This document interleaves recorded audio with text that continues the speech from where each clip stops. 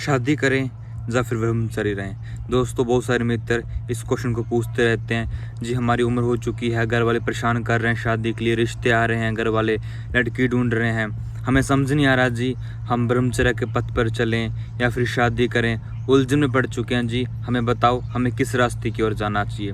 देखिए दोस्तों, सबसे पहले तो मैं आपको एक बात बिल्कुल क्लियर कर देता हूँ कि कोई आपको कहे कि आप ब्रह्मचारी रहो या कोई फिर आपको कहे कि आप शादी कर लो, किसी के कहने पर इन दोनों में से कोई भी निर्णय आपको नहीं लेना है। क्योंकि दोस्तों यहाँ पर बड़े छोटे की बात नहीं है। ऐसा नहीं है कि ब्रह्मचर्य पथ ज़्यादा बड़ा है, ग्रस्त मार्ग छोटा है। दोस्तों सबकी इक्वल इम्पोर्टेंस है। दोस्तों आपको समझना पड़ेगा, है ना।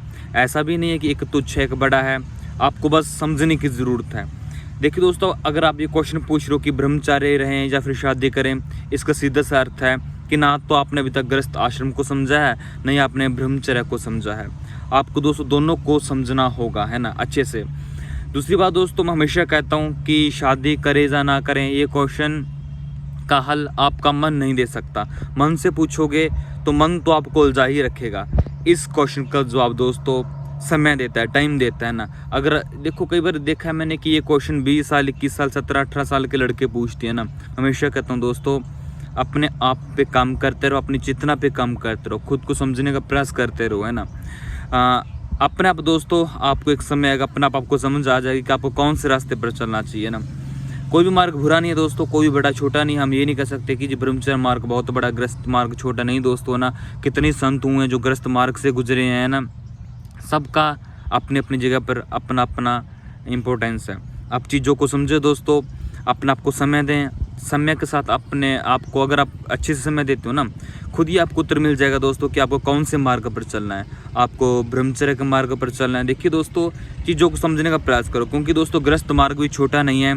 इसमें बहुत सारी चीज़ों को लेकर इंसान को देखिए दोस्तों, ग्रस्त मार्ग में ना इंसान ईमानदारी से चीज़ें करता है, चीज़ों को समझने की कोशिश करता है, जिम्मेवारी है। क्योंकि ग्रस्त मार्ग में जाओगे तो आपको एक अच्छा पति भी बनना पड़ेगा, एक अच्छा फादर भी बनना पड़ेगा, है ना। उन सब चीज़ों को समझना पड़ता है। उन सब को लेकर फिर आप अपनी आध्यात्मिक यात्रा को, आपको लगता है कि आप चल सकते हो, आपको लगता है कि आप संसारिक नहीं हो जाओगे, उलझ नहीं जाओगे, है ना। तो दोस्तों वो आपको निर्णय लेना पड़ेगा। बस इतना ख्याल जरूर रखना कि कहीं उलझ ना जाओ, ग्रस्त में पड़कर आप कहीं संसारिक ना बन जाओ, है ना।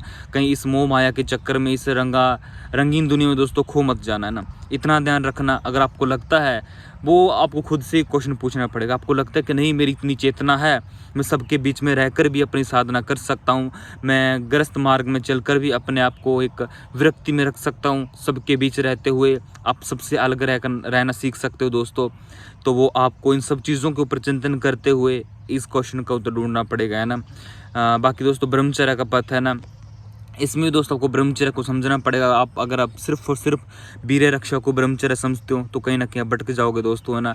ब्रह्मचर्य हमेशा कहता हूँ मैं, वीर्य रक्षा है, उससे आगे भी हमें काफ़ी बड़ी चेतना की और कदम बढ़ाने होते हैं। अच्छे से समझो दोस्तों, समय दो, अपने आप को ब्रह्मचर्य को समझो, ग्रस्त को समझो, शख्स को समझो, संभोग को समझो कि कैसे सिर्फ शरीरों को मिलना ही शख्स नहीं होता है।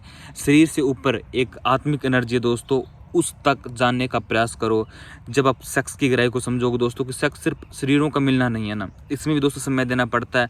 आपको बहुत सारा ज्ञान की तरफ आपके एक प्यास होनी चाहिए दोस्तों। ज्ञान को समझने का प्रयास करते रहो, बहुत सारी चीज़ों को समझने का प्रयास करते रहो। फिर मिलते हैं दोस्तों। उम्मीद आपको काफ़ी कुछ समझाया होगा। हमेशा कहते हैं दोस्तों, ज्ञान की प्यास जगाओ, अपने आप को समझ की प्यास जगाओ। प्रणाम।